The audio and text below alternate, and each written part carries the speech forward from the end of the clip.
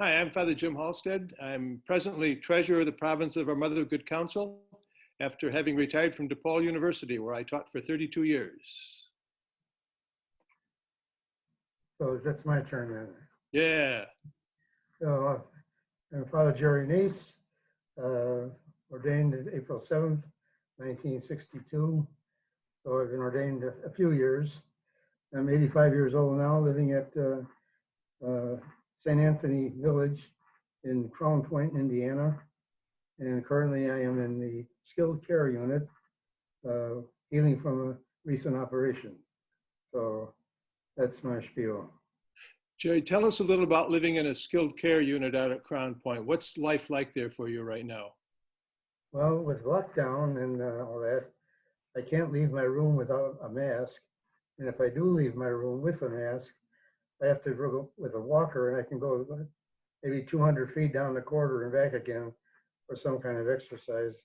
But then they come to my room and I walk around the room for a while to get some exercise. So you say that I'm pretty busy actually, because with the attendance for physical rehab, it's about an hour and a half or so a day, and then the meals, and then the doctors and nurses coming in and checking up on me. After all that is done, I have time to write my book. So that's what majorly what I'm doing here is when I get a chance, I work on my book. How do meals work? We'll get to the book in a minute. How do meals work, Jerry? Meals are okay. They're institutional, but they're good institutional meals. There's a lot of chicken and turkey. It's all right. Do they bring it to you in your room, or do you go to the dining room? No, they bring it to my room. Nobody's eating separate. Everybody's eating separately now because of the coronavirus situation. Any common prayer or community mass? No, because not in skilled care. I can't leave here. There is a community, well, kind of community mass. It's on the television, local TV station here. And Don Lewandowski has the Sunday liturgy, and there's a doctor, Father Ugo comes from some neighboring parish during the week. And I don't know that he's come today though. But there's no, I joined spiritually with the office. It's the best I can do at this point. Got it. Yeah. I have two questions for you, Jerry. Huh. This is going to go back a long time. Just so people know, Jerry Knies was my first formal theology teacher in my first year of college at Tallentine College 52 years ago. So that's going back a while. And there's certain Jerry Knies things that may slip into this conversation. But so get ready. But here's my question for you. Like you say, you're ordained for 58 years.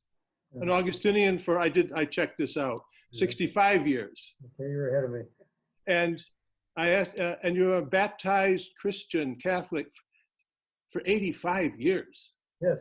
That means you've had lots of time to think about things you've been saying forever, practically, and reading in the Bible. So here's what I want to ask you. You've been saying, or your sponsor said for you, I believe in one God, the creator of heaven and earth, all things visible and invisible. And you've been praying over, in the beginning was the Word, and the Word was with God, and the Word was God. All things come to be through the Word, and nothing that is comes to be except through the Word. Mm-hmm. And then you read the book of Genesis. In the beginning, God creates. So my question to you is, as you sit there having prayed over these texts and taught about them for years, along with Augustine, everything is exitus and reditus, from God and returning to God. As you think about the coronavirus and its workings in the world, what do you think? What are you making of A that? lot about that. Yeah. I have time to think a lot about that. Yeah. And one more little piece. Ready? You used to go kayaking and slept in tents. Yes. And loved all that nature stuff. Yes. You're vitally in touch with nature as well as all the biblical and doctrine. What do you think about this natural thing coronavirus? Well, I have thought about that. It's a kind of a long story in a way, because I think I don't think God can create anything that's not living, since God is living. So the whole universe is living, and we're living in it because of that. That He creates us out of the stuff of the earth, but He created the earth in order to make us, to image Him. So how does the virus fit into this? You'd have to be a biologist, I think, and a historian to figure it out. But my guess is, and it's just a guess, I'll never have time to work it out, that the virus is instrumental in keying or moving evolutionary processes, so that the mosquito becomes important for transferring the genes from one animal to another on the line, and then through that process of evolution, it turns out to be us in the image of God, after all. So that's my short story for a long explanation. I can't give a longer one because I don't know enough to give a longer one. Mm-hmm. But just that my guess is God is, it's not that God is unimaginable. God is imaginable because He said He made us in the image of Himself. Well, He had nothing else to go by except Himself to make anything at all. And He's living, so the world is living, the universe is living, and we're living in it. Yeah.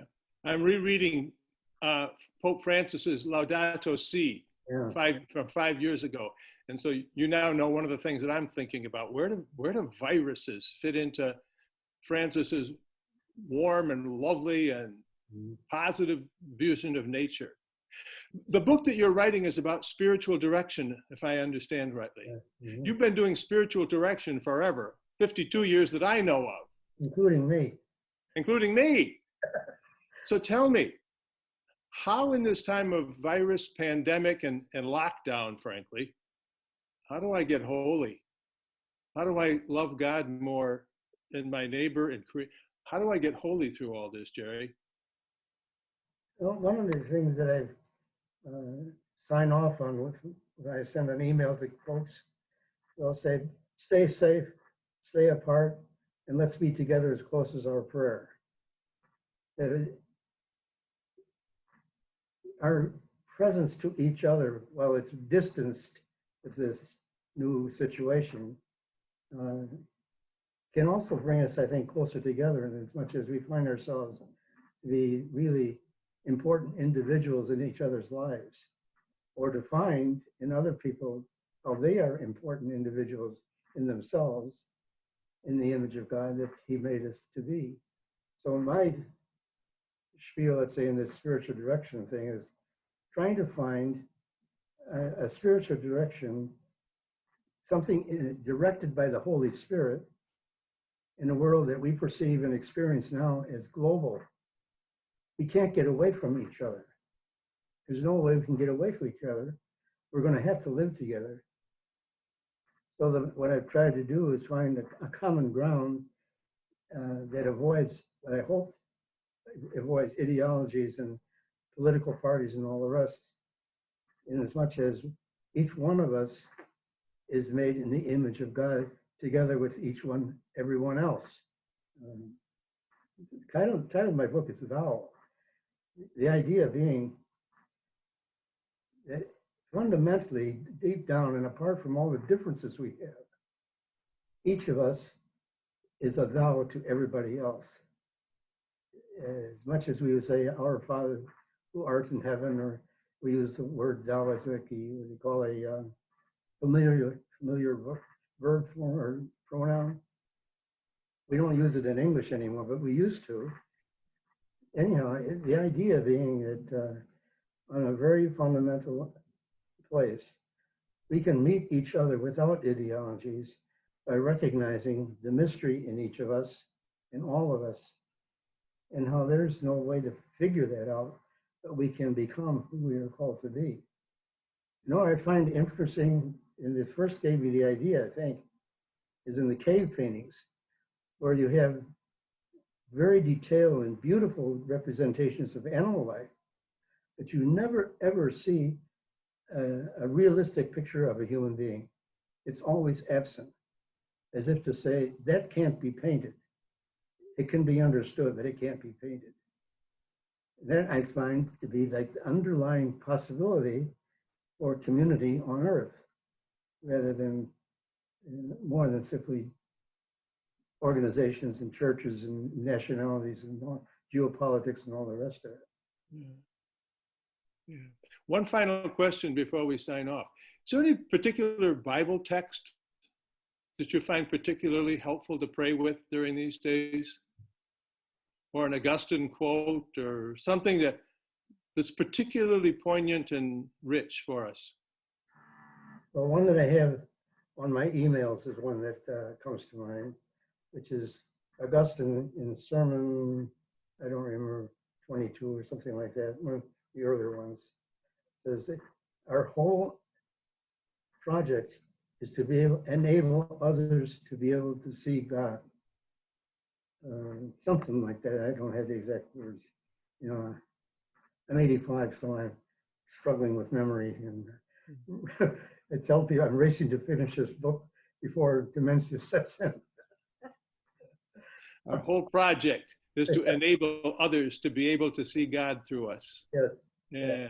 So, hey, thank you much. How about if I give you a call later in the week? Sure. A couple other things I want to talk to you about. Okay. Okay? Okay. Take care, Jerry Knies. Thanks, Jim. Bye-bye for now. Right.